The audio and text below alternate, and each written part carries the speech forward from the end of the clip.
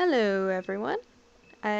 So I was just going through extras and there's the Book of Fables, so I might as well read those at the end of each episode, I guess. I apparently only missed one, which is depressing. But I guess I don't know. I can always go look it up later, so can you guys, whatever. Anyways, Bigby Wolf, Fabletown Sheriff.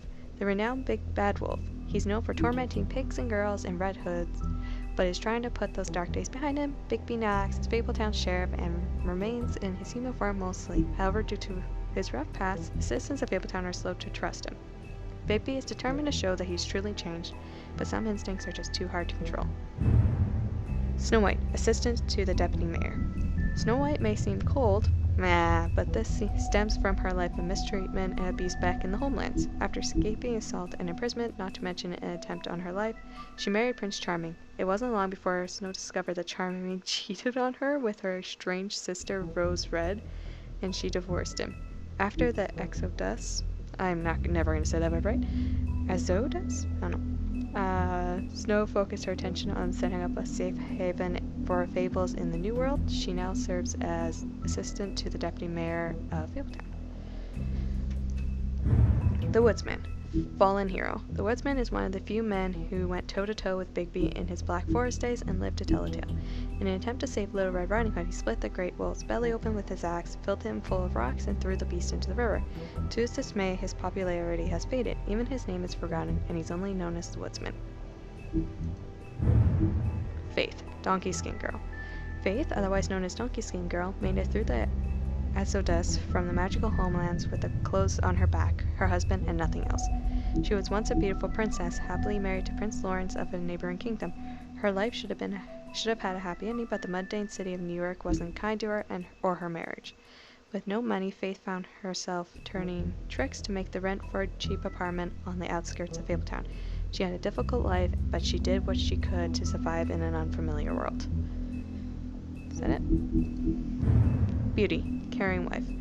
Oh, that's it? That's all they give her? Anyways, Beauty and her husband Beast once lived in an enchanted castle, but they were forced to flee the homelands in the Exodus, leaving all of their wealth behind. Now they live in a modest studio in Fabletown, New York.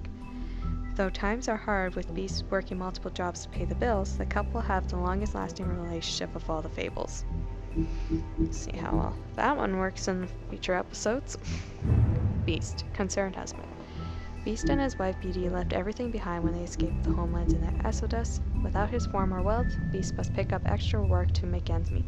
He's able to get around Fabletown without a glamour most of the time, but if Beast gets too angry with him, or if Beauty gets too angry with him, he becomes more beastly by the minute, growing horns and large teeth. Despite the occasional bickering, the two are truly in love and have the longest lasting relationship of anyone in Fabletown. Mr. Toad, Slumlord. Mr. Toad is the superintendent for a defunct tenement on the edge of Fabletown proper. Because he's a 3.5-foot talking amphibian, Toad is required by Fabletown law to keep his family and himself magically glamored to appear human. The problem is Toad isn't too concerned with what the law is and has to be reminded often. Couch surfer. Colin is better known as one of the three little pigs. Back in the homeland, they were harassed by the big bad wolf who blew down Colin's house of straw. After the Exodus, Colin and the other fables who couldn't pass for humans were sent to live at the farm in upstate New York. Unable to stand such a boring life, Colin constantly makes his trip down to Fabletown to bother Bigby. He is always caught and sent back to the farm, but he doesn't let that stop him. Ichabod Crane, Deputy Mayor of Fabletown. Hailing from the haunted town of Sleepy Hollow, Ichabod Crane has been Deputy Mayor of Fabletown for nearly 115 years. Crane is a bundle of nerves and takes his job very seriously, though that doesn't mean he always does it well. As one of the Fabletown elite, Crane is often blind to the troubles of the less well-off citizens. Overall, Crane is authoritarian, cowardly, and always hiding something. I like how this he's an old guy, but in the show Sleeping Hollow, really hot. Plus also not cowardly. Also, I stopped watching the show because it got bad. It was good the first season, and then it's now. Anyways, Buffkin, Fabletown librarian. Buffkin is the talking winged monkey from the land of Oz. Now as Fabletown's librarian, he spends his time reading and stealing the deputy mayor's booze. He's prone to mischief, so when something goes wrong, he assumes he'll receive the lion's share of the blame. He's helpful when he wants to be, but most of the time he'd rather be drinking. Someone would have fired him a long time ago, but he's the only one who can make sense of the filing system. Then make a new filing system. Fabletown, home of the Fables. Fabletown is a community located on the Buff Bench Street in Manhattan's Upper West Side. To regular people, or Mondays, it appears to be an ordinary New York neighborhood, but it is really the home of fables from many worlds, and within the business office at the Woodlands lies a massive cavern, a vast library, and hundreds of magical items of immense power. All non-human fables live upstate or on the farm, an extension of Fabletown. The Farm, Fabletown Annex. The farm is home to fables who cannot pass as human, giants, goblins, animals, etc. It is located in upstate New York, far enough away from the Mondays to avoid detection. Some of its residents resent their confinement to the farm, despite its size and comfort. To them, the farm is a prison. They would be allowed to leave the farm if they could purchase a glamour, but many don't have the money for something so expensive, though some like Colin sneak out into the city anyways. Mondays, non-fables. They show the police. Good job. Short for mundane. Monday is a catch-all term that fables use to refer to the non-magical inhabitants of their adopted homes. Warding spells placed around the blocks of Fabletown and the farm keep their mind distracted and dull within the certain boundaries. However, if anything should... I have no idea how to say that word. Pique? The curiosity or scrutiny of a large group of Mondays. These magical protection charms would overload and fail. As sheriff of Fabletown, one of Bixby's primary functions is ensuring that Fabletown community maintains a low profile. Glamours. Glamours are spells that allow the user to change their experience. They are expensive but can be purchased by non-human fables in order to pass for human among the Mondays. Cheap glamours can be found in the seedier parts of Fabletown, but they are often unreliable and prone to sudden failure. Prince Lawrence, Faith's husband. After escaping the homelands, Prince Lauren and his wife Faith immediately fell victim to the harsh realities of the mundane world. They moved to New York hoping to find aid in the community of fellow fables, but without enough money to live in the Fabletown, they had to settle on an apartment on the outskirts of the neighborhood. Unfortunately, that meant they were out of sight and out of mind when it came to government assistance. Their prospects dwindling, Faith left Lawrence to try to make it on her own. Now, without her wife for support, Lawrence struggles to motivate himself and quickly sinks into depression. The Tweedles, hired goons. The Tweedle brothers, Dum and Dee, are thugs for hire. They appear human, allowing them to carry out their contacts in the Monday world without drawing suspicion. They are inseparable as they are ruthless. Holly. Holly is a no-nonsense kind of troll and the owner of the Trip Trap Bar. She uses glamour to appear human, but her patrons know her better. Holly takes good care of her regulars, often in the downtrodden fables with little to spare, but she has no patience for a Fabletown government that has done nothing to locate her missing sister. Grendel. Oh!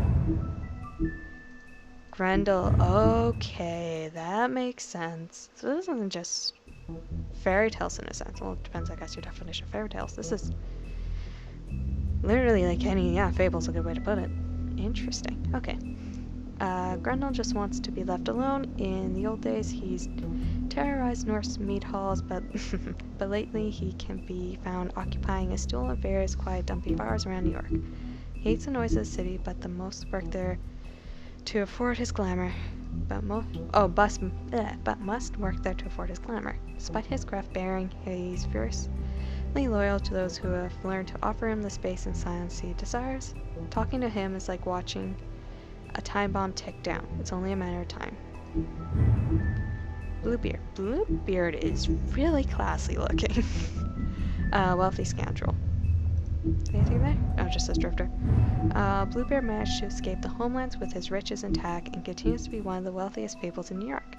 The Fabletown government depends on his generous contributions, and he often uses this influence for his own benefit. As a former serial killer, oh no, he claims his days of decapitating his brides are over. Great! But even if he was able to leave his violent ways in the homelands, that hasn't stopped him from making the occasional trip down Crooked Lane. Oh, joy. Maybe it is him. I don't think so. That's too easy. Bigby's Mercy. In the days leading up to Exodus, the big bad wolf hunted armies of men and goblins in the Black Forest. These invading forces have driven off the great beast's preferred quarry, and their own flesh was rotten with corruption, hardly a suitable replacement. He made it his game to destroy their camps, devour their night watchmen, and disrupt their supply trains while sparing their prisoners. One day he broke their ranks and discovered a particular woman they held captive. Her skin was white as snow, but her hair was dark as the night sky. He approached her, and she, knowing no sword would match the giant wolf's power, bravely placed her shackles in the beast's mouth. He freed her, but years would pass before the two might meet again in the Monday world. Wait, are they talking about Snow White? Which is what I assume? Yeah, it must be Snow White, because that's the usual description of her. But this makes it sound like someone else. Interesting. So, we had it all but one, which sucks. But that is it. Yeah. I like those. I thought they would like say, like, this is the story they're from, but it doesn't. So, I have no idea where Holly's from, at all. Now knowing that's Grendel makes sense. He's from Beowulf. But, yeah. I guess that's it for these extras so far. So, I'll see you guys later. Bye.